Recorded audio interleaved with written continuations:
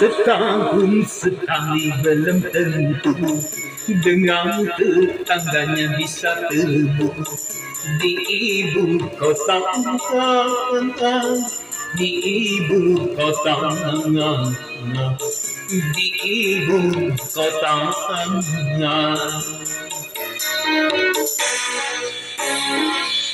Pada rumahnya pun tinggi-tinggi, hidupnya pun sudah maklum nafsu.